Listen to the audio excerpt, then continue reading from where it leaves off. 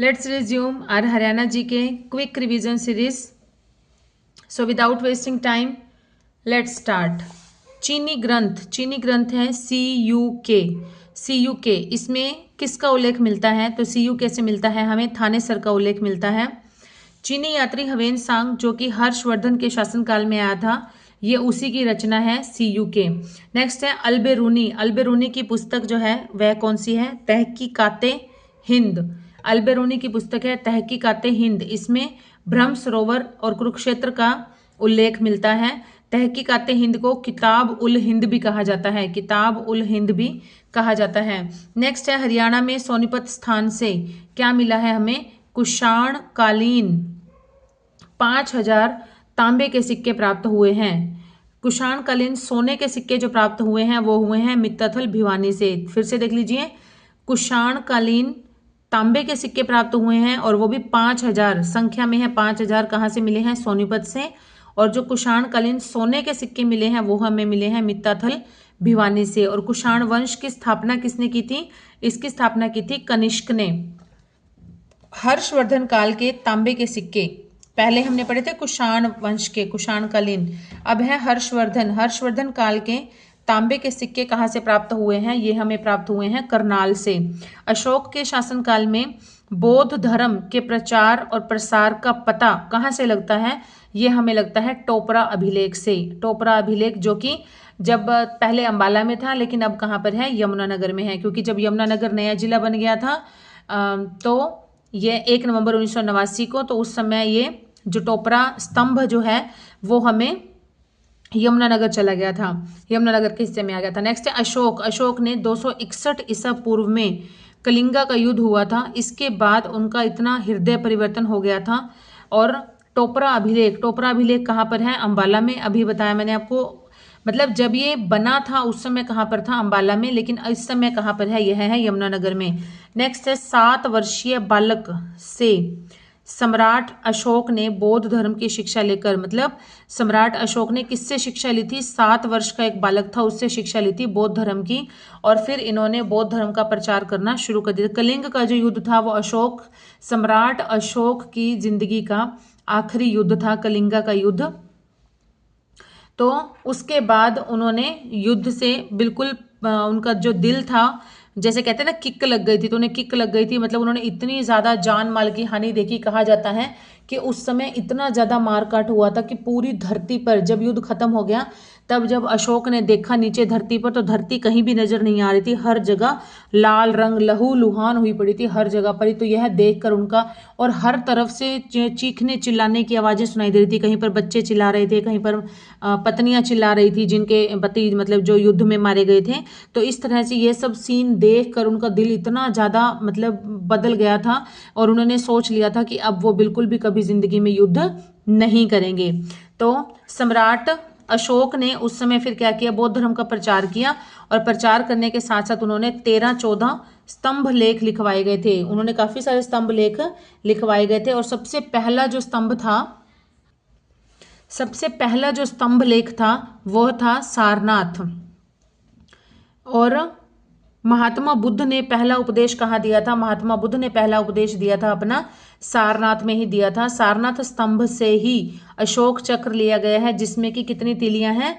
24 तीलियां हैं। अशोक ने भारत में 13-14 स्तंभ बनवाए थे, परंतु अशोक ने हरियाणा में कितने बनवाए थे? हरियाणा में बनवाए थे 2। हरियाणा में कितने स्तंभ बनवाए थे? 2। कौन कौन से? एक तो टोपरा स्तंभ अभी अभी हमने पढ़ा, जो कि एट प्रेजेंट कहाँ पर है? यमुनानगर में है। हरियाणा में स्तंभ बनवाए थे अशोक ने 2। कौन कौन से? एक तो टोपरा स्तंभ अभी अभी हमने पढ़ा, कहाँ पर है ये? एट प्रेजेंट यमुनानगर में है। और दूसरा कौन सा है? दूसरा है कीर्ति स्तंभ जो कि है अग्रोहा हिसार में। इस कीर्ति स्तंभ को फिरोज शाह तुगलक उठा कर ले गया था और उसने इस स्तंभ की एक लाट को तुड़वा कर उस स्तंभ पर मस्जिद बनवा दी गई थी, और जिसका नाम पड़ा लाट की मस्जिद, जिसका नाम पड़ा था लाट की मस्जिद पड़ा था। अग्रोहा स्तंभ को हिसार कौन ले गया था? अग्रोहा स्तंभ कहा जाता है या कीर्ति स्तंभ कहा जाता है, इसे कौन ले गया था? इसे ले गया था फिरोज शाह तुगलक ले गया था हिसार कौन ले गया था? फिरोज शाह तुगलक ले गया था। और टोपरा स्तंभ को दिल्ली कौन ले गया था? टोपरा स्तंभ को दिल्ली भी फिरोज शाह तुगलक ही ले गया था। टोपरा स्तंभ की लिपि कौन सी है? टोपरा स्तंभ की जो लिपि है वह है ब्राह्मी लिपि। चौहानों का एक राजा हुआ था, उसका नाम था विग्रहराज चतुर्थ। फोर मतलब विग्रहराज फोर्थ या चतुर्थ। अंबाला में मलेच्छों से युद्ध किया और उनको हरा दिया इसने। और टोपरा स्तंभ के ऊपर अपने 3 अभिलेख लिखवा दिए गए थे। किसने लिखवाए थे? विग्रहराज चतुर्थ ने टोपरा स्तंभ के ऊपर अपने 3 अभिलेख लिखवा दिए थे। दक्षखेड़ा पुरातात्विक स्थल, यह कहाँ पर है? यह है रोहतक में। हरियाणा में नौरंगाबाद का टीला कहाँ पर है? यह है भिवानी में। खोखराकोट और नौरंगाबाद ये दोनों जगह से प्राचीन काल के सोने के सिक्के प्राप्त हुए हैं। खोखराकोट है रोहतक में, यहाँ से मिले हैं इंडो ग्रीक सिक्के। और नौरंगाबाद है भिवानी जिले में है, यहाँ से भी सिक्के मिले हैं। नेक्स्ट है हड़प्पा कालीन मिट्टी का बना हुआ हल जो है वो कहाँ से मिला है? हड़प्पा कालीन यह मिला है बनावली से मिला है। बनावली की खोज किसने की थी? R.S. बिष्ट ने की थी। बनावली बिष्ट तो R.S. बिष्ट ने की थी बनावली की खोज 1974 में की थी। महाभारत काल से सदियों पहले कुरु वंश के आर्यों ने हरियाणा में कृषि युग की शुरुआत की थी। नेक्स्ट है शांतनु कौन थे? भीष्म पितामह के पिता थे और इनके साथ गांधार नरेश के बीच युद्ध हुआ था। गांधार का रहने वाला था कौन था? गांधार का रहने वाला था शकुनी। हरियाणा में जन्मेजय से सर्पदमन, जन्मेजय किससे संबंधित है? जन्मेजय से संबंधित है सर्पदमन सफीदों शहर जो है वो संबंधित था। परीक्षित की राजधानी थी असंध जो कि है करनाल में। परीक्षित की राजधानी जो कि है असंध करनाल में। अर्जुन का बेटा था अभिमन्यु और उसका बेटा था परीक्षित की राजधानी थी असंध जो कि है करनाल में। परीक्षित का बेटा जो है जन्मेजय 8 साल का था। उसने देखा कि उसके पिता को नाग ने काट लिया था, तो सांप द्वारा काटने पर उसकी मृत्यु हो गई थी और मृत्यु होने से अपने पिता की मृत्यु का बदला लेने के लिए उसने यज्ञ करवाया और उस यज्ञ का नाम रखा था सर्पदमन यज्ञ। जब यह यज्ञ हुआ तो अब इसमें आहुति देते समय क्या होने लगा कि जितने भी एरियाज में आसपास में सांप थे वो सब आकर उसके अंदर अपने आप ही आहुति में आए जा रहे थे और भस्म होते जा रहे थे। तो मनसा देवी का बेटा था, उनके बेटे ने यह यज्ञ रुकवाया था। नेक्स्ट है महेंद्रगढ़ जिले में क्या है? प्राचीन काल में अर्जुनायन गणराज्य था महेंद्रगढ़ जिले में। नेक्स्ट है हर्षवर्धन के शासनकाल में हरियाणा में 3 प्रकार के कर लगाए गए थे, 3 प्रकार के टैक्स लगाए गए थे हर्षवर्धन के शासनकाल में। कौन कौन से? हिरण्य विधि, नकद राशि दी जाती थी। भाग विधि का मतलब था जब फसल होती थी तो फसल का कुछ भाग जैसे कि 1/6 भाग जो है वो टैक्स के रूप में दिया जाता था। नेक्स्ट है बलि विधि मतलब राजा को कुछ भी उपहार देना। हर्षवर्धन ने कुंभ का मेला शुरू करवाया था। किसने शुरू करवाया था? हर्षवर्धन ने कुंभ का मेला शुरू करवाया था। अभी जस्ट ही खत्म हुआ है कुंभ का मेला। 15,000 संत महात्माओं को खाना खिलाया था हर्षवर्धन ने। हर्षवर्धन के शासनकाल में फसल का 1/6 भाग कर दिया जाता था। बलबन के शासनकाल में दिया जाता था 1/3 भाग। हर्षवर्धन में 1/6 भाग और बलबन के शासनकाल में 1/3 भाग कर मतलब टैक्स दिया जाता था। अकबर के शासनकाल में दिया जाता था 1/3 भाग टैक्स दिया जाता था और 10 साल में। नेक्स्ट है हर्षवर्धन के युग के तांबे के सिक्के कहाँ से प्राप्त हुए हैं? तो तांबे के सिक्के जो प्राप्त हुए हैं वो हुए हैं हमें करनाल से प्राप्त हुए हैं। हर्ष का टीला कहाँ पर है? थानेसर में है। ताम्रपत्र कहाँ से प्राप्त हुए हैं? हर्षयुगीन, ये भी हमें सोनीपत से प्राप्त हुए हैं। नेक्स्ट है इल्तुतमिश के शासनकाल में ऐबक के साथी थे गुलाम कुबाचा ने खुद को एक स्वतंत्र शासक घोषित कर दिया था और मुल्तान का स्वतंत्र शासक घोषित किया और इसने लाहौर व पंजाब के कुछ हिस्सों पर अपना कब्जा कर लिया था। साथ में ही इल्तुतमिश के राज्याभिषेक के समय अली मर्दन खान ने खुद को बंगाल व बिहार का शासक घोषित किया और राजपूतों ने कलिंजर, ग्वालियर और अजमेर को और बयाना सहित पूरे पूर्वी राजस्थान पर कब्जा कर लिया था।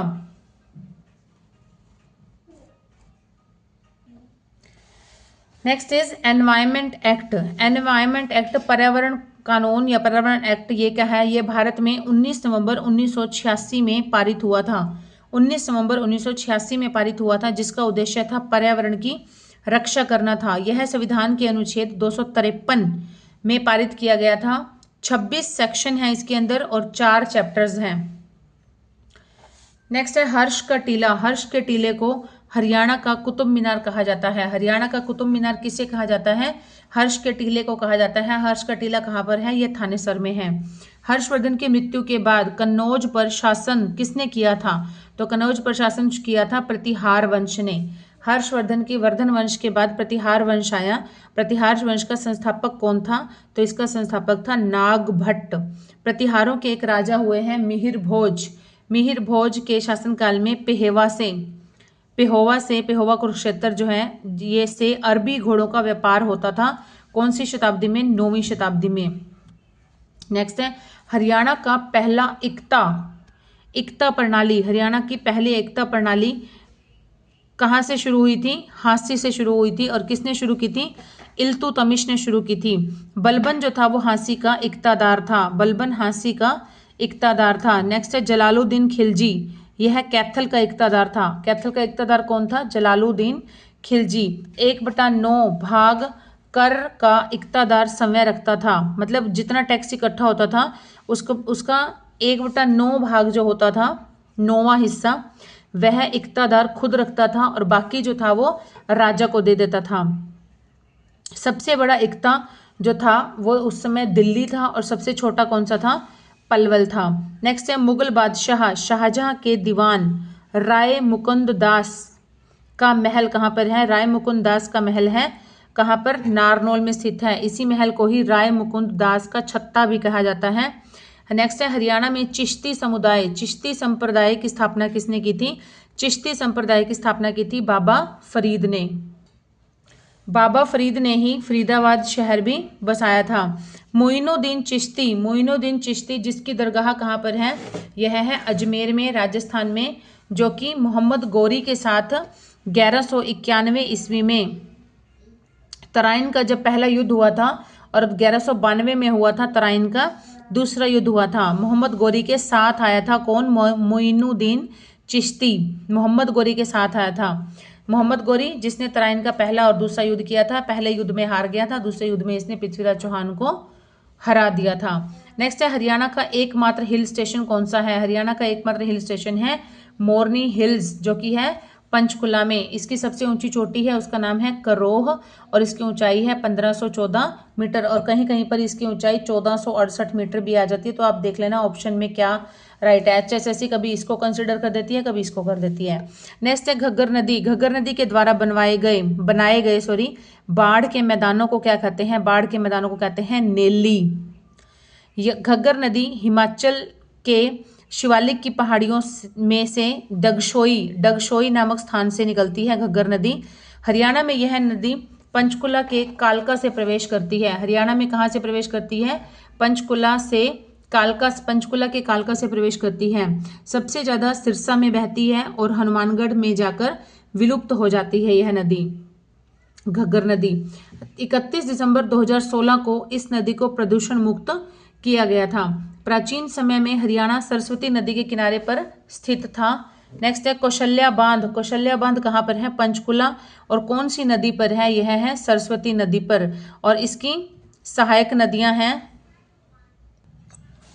सरस्वती नदी कहाँ से निकलती है? यह निकलती है सिरमौर से, हिमाचल प्रदेश में निकलती है।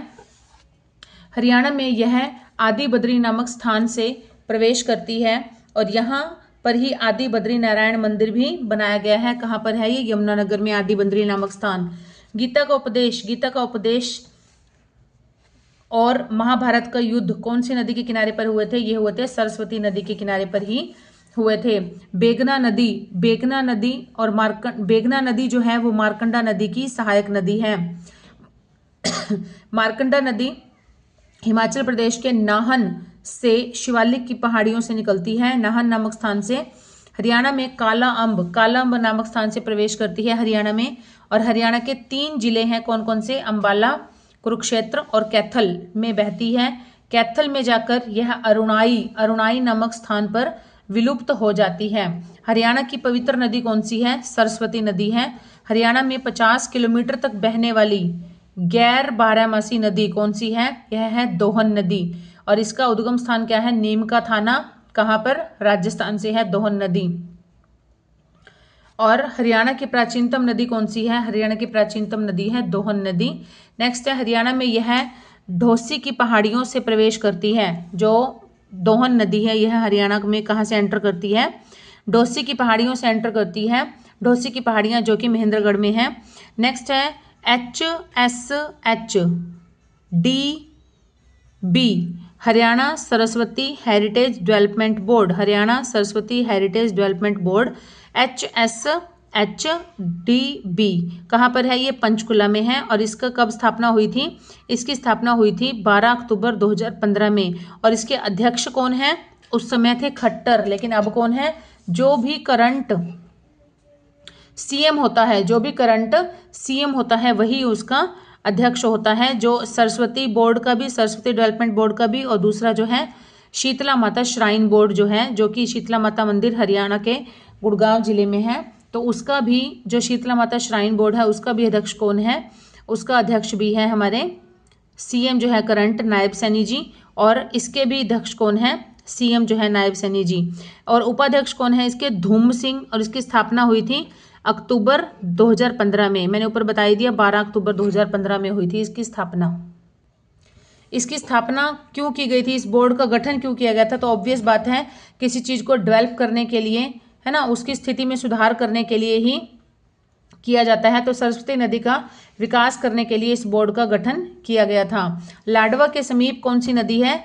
चेटांग या चोटांग जो है, उस नदी में मिलने वाली नदी कौन सी है? वह है राक्षी नदी।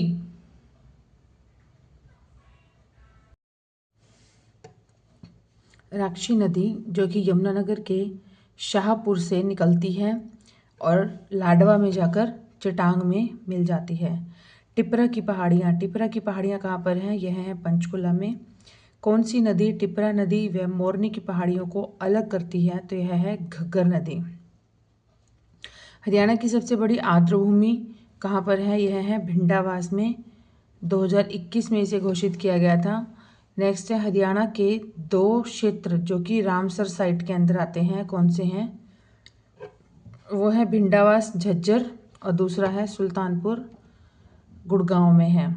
नेक्स्ट है, पृथ्वी की किडनी कहते हैं, रामसर साइट को कहते हैं पृथ्वी की किडनी। जो भी वेटलैंड्स होती हैं, वेटलैंड डे कब मनाया जाता है? ये मनाया जाता है 2 फरवरी को। हरियाणा का सबसे शुष्क क्षेत्र है महेंद्रगढ़। गर्म महीने कौन कौन से होते हैं? गर्म महीने होते हैं मई और जून। सबसे ज़्यादा वर्षा वाला जिला कौन सा है? यह है अंबाला। और सबसे कम वर्षा वाला जिला कौन सा है? यह है सिरसा। गर्मियों में तापमान कितना रहता है हरियाणा का? यह रहता है 45 से 46 डिग्री सेंटीग्रेड। हरियाणा की सबसे बड़ी झील कौन सी है? गुड़गांव है। गुड़गांव में है दमदमा झील जो कि लगभग 4000 एकड़ में फैली हुई है। खलीलपुर झील और सुल्तानपुर झील, ये दोनों झीलें भी कहाँ पर हैं? ये भी दोनों गुड़गांव में हैं। अनंगपुर बांध कहाँ पर है? फरीदाबाद में। इसे ग्रेविटी डैम या ग्रेविटी बांध भी कहा जाता है। फरीदाबाद में बहने वाली प्रमुख नदी है यमुना नदी। इसी नदी पर ही यह बांध बनाया गया है। कौन सा बांध? ग्रेविटी बांध। जुई नहर से सिंचाई कहाँ पर होती है? जुई नहर से सिंचाई होती है भिवानी में। भिवानी के ऊंचे स्थानों पर लिफ्ट से सिंचाई की जाती है। भिवानी के ऊंचे स्थानों पर लिफ्ट से सिंचाई की जाती है। भिवानी और सोनीपत ये दोनों कब बने थे? ये बने थे 22 दिसंबर 1972 को। 22 दिसंबर 1972 को बने थे। उसमें किसका शासन था? उसमें था बंसीलाल जी का, चौधरी बंसीलाल जी का शासन था उस समय। नेक्स्ट इज हरियाणा के शुष्क व अर्ध शुष्क भागों ने मिट्टी कौन सी पाई जाती है? शुष्क और अर्ध शुष्क भागों में मिट्टी पाई जाती है क्षारीय मिट्टी। क्षारीय मिट्टी पाई जाती है। हरियाणा में लाल मिट्टी कहाँ पाई जाती है? हरियाणा में लाल मिट्टी पाई जाती है सिरसा में।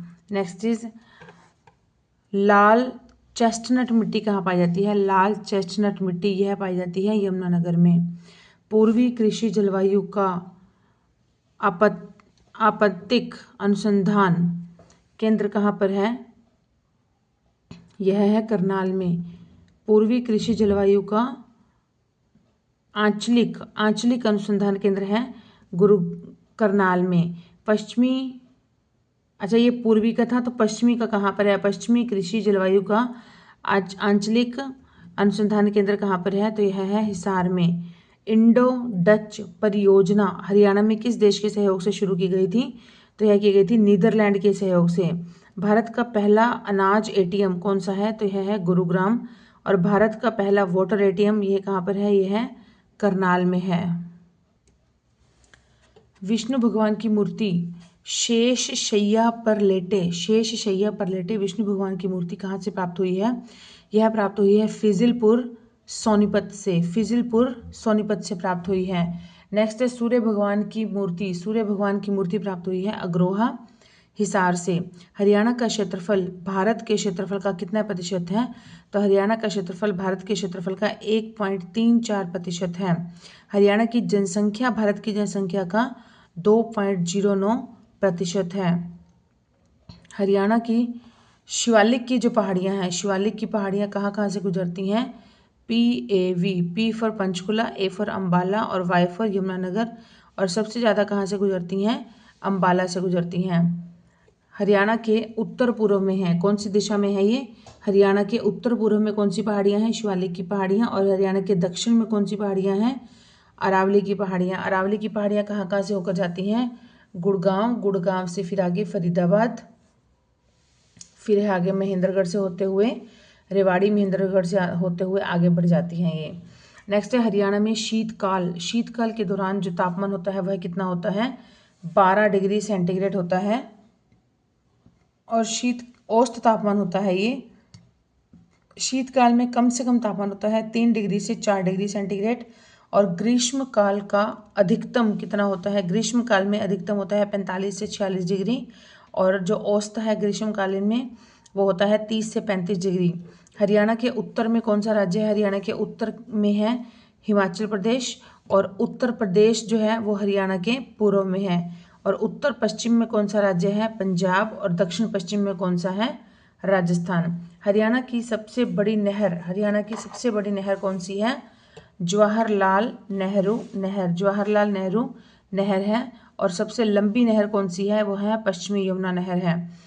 फरीदाबाद में बड़खल झील का निर्माण कब हुआ था? तो यह हुआ था 1947 में हुआ था। और दमदमा झील का भी निर्माण कब हुआ था? दमदमा झील का निर्माण भी 1947 में ही हुआ था। मयूर झील कहाँ पर है? तो मयूर झील है फरीदाबाद में। हरियाणा में मैदानी भाग में अधिकांश मिट्टी कौन सी पाई जाती है? तो मैदानी भाग में पाई जाती है पीले भूरे रंग की मिट्टी। और पथरीली मिट्टी कहाँ पाई जाती है? पथरीली मिट्टी पाई जाती है पंचकुला में। इसे लेटराइट मिट्टी भी कहते हैं। रेतीली मिट्टी पाती है राजस्थान से जो टच होते हुए एरियाज हैं दक्षिणी भागों में पाई जाती है। और मध्यवर्ती भाग में पाई जाती है बलुई दोमट मिट्टी। सतलुज नदी जो है वो हरियाणा की नदी नहीं है। ब्रह्मपुत्र नदी ये है चेमांग युग इंग ग्लेशियर से निकलती है। और अरुणाचल से भारत में एंटर करती है।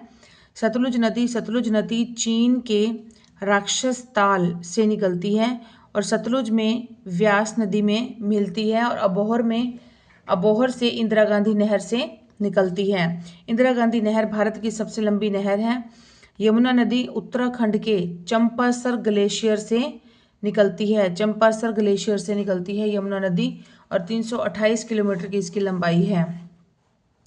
हरियाणा में घग्गर नदी जो है ये कहाँ से निकलती है? ये निकलती है डागशोई हिमाचल प्रदेश से निकलती है। और मारकंडा निकलती है नाहन हिमाचल प्रदेश से निकलती है मारकंडा नदी। हरियाणा की प्रमुख नदियां कौन सी हैं? हरियाणा की प्रमुख नदियां हैं 9। उत्तर हरियाणा की नदियां हैं 5 और दक्षिण हरियाणा की नदियां हैं 4। तो कुल हो गई 5 और 4 9 नदियां। हरियाणा में वर्षा का वार्षिक औसत कितना होता है? तो वार्षिक औसत होता है 45 सेंटीमीटर। लेकिन अधिकतम वर्षा कितनी पाई जाती है हरियाणा में? यहाँ पर है 110 सेंटीमीटर। और न्यूनतम कितनी होती है? न्यूनतम होती है 30 सेंटीमीटर। सबसे अधिक कहाँ पर पाई जाती है? सबसे अधिक वर्षा जो है वो यमुनानगर में होती है। यमुनानगर के छछरौली नामक स्थान पर होती है और इसे छछरौली को ही हरियाणा का चेरापूंजी कहा जाता है, जहाँ पर सबसे ज़्यादा वर्षा होती है। और किस जिले में औसत सबसे अधिक वर्षा होती है? तो वह है अंबाला जिला। और कहाँ पर कम वर्षा होती है? तो वह है दक्षिण पश्चिम के जो जिले हैं वहाँ पर बहुत कम होती है। पश्चिम के और दक्षिण पश्चिम के जिले हैं, जैसे है रेवाड़ी, महेंद्रगढ़, गुड़गांव, मेवात और दूसरा है सिरसा वगैरह, यहाँ पर सबसे कम वर्षा होती है। नेक्स्ट है बलुई दोमट मिट्टी। बलुई दोमट मिट्टी को हरियाणा में रोसली भी कहते हैं, रोसली भी कहा जाता है। हरियाणा के प्रख्यात भूगोलविद जियोलॉजिस्ट हुए हैं डॉक्टर जसबीर सिंह। उन्होंने राज्य की मृदा को 5 भागों में बांटा गया है। उन्होंने हरियाणा राज्य की मिट्टी को 5 भागों में डिवाइड किया है। हरियाणा में गिरिपादीय मृदा को घर एवं कंधी कहते हैं। गिरिपादीय मृदा को क्या कहा जाता है? घर एवं कंधी। और यह मृदा कालका में कहते हैं इसे। हरियाणा का उत्तर पश्चिम में कितना विस्तार है? तो यह है 27 डिग्री 39 मिनट से 30 डिग्री 55 मिनट का। और पूर्वी रेखांश का विस्तार कितना है? तो यह है 74 डिग्री 28 मिनट से 77 डिग्री 36 मिनट तक है। नेक्स्ट इज 19वीं सदी में हरियाणा के 28% मुसलमान थे, जो कि अनेक जातियों में विभाजित थे। मुसलमानों में गुड़गांव के मेव कृषक जो है वो प्रमुख थे। कौन प्रमुख थे मुसलमानों में? गुड़गांव के मेव कृषक। रोहतक, हिसार व करनाल जिलों के मुसलमान रांगड़ कहलाते थे। रोहतक, हिसार और करनाल जिले के जो मुसलमान थे वह रांगड़ कहलाते थे। ये रांगड़ मूलतः राजपूत थे, जो कि बाद में मुसलमान बन गए थे। नेक्स्ट इज हरियाणा में सबसे ज़्यादा मुसलमान बनाए किस शासक ने सबसे ज़्यादा इनका परिवर्तन करवाया था, धर्म परिवर्तन? तो यह था फिरोज शाह तुगलक ने करवाया था। मांझी मनिकाय ग्रंथ, दिव्यावदान ग्रंथ, ये किससे संबंधित हैं? ये दोनों जो है ये बौद्ध धर्म से संबंधित ग्रंथ हैं। कौन कौन से? मंझी मनिकाय और दिव्यावदान। तोमर शासनकाल की जानकारी कहाँ से मिलती है? तो यह मिलती है यशस्तिलिक चंपू इस ग्रंथ से मिलती है। तोमर शासनकाल की जानकारी प्राप्त होती है। 1530 ईस्वी में मंडार राजपूतों के नेता मोहन सिंह मंडार की सेना ने अली कुली हमदान को पराजित किया था। तरसम बेग और नौरंग बेग अपने साथ युद्ध में 20,000 सैनिक लेकर आए थे, और जिससे उन्होंने मोहन सिंह मंडार को बंदी बना लिया था। और फिर बाबर को बुलाया गया और बाबर ने कहा कि सिर झुकाओ, तो मोहन सिंह मंडार ने मना कर दिया कि राजपूत मर जाएगा लेकिन सिर नहीं झुकाएगा। तो 1680 के समय राजाराम व उसके भतीजे चूड़ामण के नेतृत्व में जाट विद्रोह का केंद्र था। कौन सी जगह? सिनसनी व सोंधी नामक जगह जो है ये जाट विद्रोह का केंद्र थी। राजाराम ने अकबर की कब्र को लूटा था, उसकी अस्थियां भी निकालकर जला दी थी। औरंगजेब के शासनकाल में राजाराम ने 1686 में होडल व पलवल पर अधिकार कर लिया था, और बाद में औरंगजेब के पोते को उसने बिदरबख्श को उसे मारने के लिए भेजा, और उसने राजाराम को मारा। बिदरबख्श ने उसे राजाराम को आगरा के किले में फांसी दे दी थी। समुद्रगुप्त के सिक्के कहाँ से मिले हैं? तो समुद्रगुप्त के सिक्के मिले हैं हमें मित्ताथल भिवानी से मिले हैं, मित्ताथल भिवानी से। नेक्स्ट है अंबाला मंडल के जिले कौन कौन से आते हैं अंबाला मंडल में? तो यह है अंबाला, पंचकुला और यमुनानगर। अंबाला, पंचकुला, यमुनानगर कुरुक्षेत्र। कुल मंडल है 6 और उपमंडल कितने हैं? 74 हैं। क्षेत्रफल की दृष्टि से हरियाणा का भारत के राज्यों में स्थान है 20वां स्थान। और स्टेट प्लस यूटी, स्टेट और यूटी इनको मिला दिया जाए तो हरियाणा का स्थान है 21वां, क्योंकि जो लद्दाख यूनियन टेरिटरी है उसका क्षेत्रफल हरियाणा से भी ज़्यादा है, इसलिए फिर 21 हो जाते हैं जब स्टेट्स और यूटी दोनों को मिलाकर पूछा जाए। हादी ए हरियाणा, हादी ए हरियाणा किसे कहा जाता है? तो हादी ए हरियाणा कहा जाता है शाह मोहम्मद तुर्क को कहा जाता है हादी ए हरियाणा। बाबा फरीद ने फरीदाबाद नगर को बसाया था। कब बसाया था? 1607 में बसाया था, 1607 ईस्वी में बसाया था। और इन्होंने चिश्ती संप्रदाय की भी स्थापना की थी। जहांगीर का शासनकाल था 1605 से 1627 ईस्वी तक। प्लेग की बीमारी फैली थी 1614-15 में जहांगीर के शासनकाल में। सबसे ज़्यादा पेड़ लगवाए गए थे जहांगीर के शासनकाल में। सबसे ज़्यादा टैक्स लगाया गया था औरंगजेब के शासनकाल में। करनाल मंडल में कौन कौन से आते हैं? करनाल, पानीपत, कैथल। करनाल, कैथल, पानीपत 3 ही आते हैं। और यहाँ से उस समय जो एमपी थे, मेंबर ऑफ पार्लियामेंट, वो थे संजय भाटिया। ओके स्टूडेंट्स, आज की क्लास को यहीं पर ही विराम देते हैं। जल्दी मिलेंगे नई वीडियो में नए क्वेश्चंस के साथ। Till then keep studying and keep hard working and please do support my channel. Okay students, bye.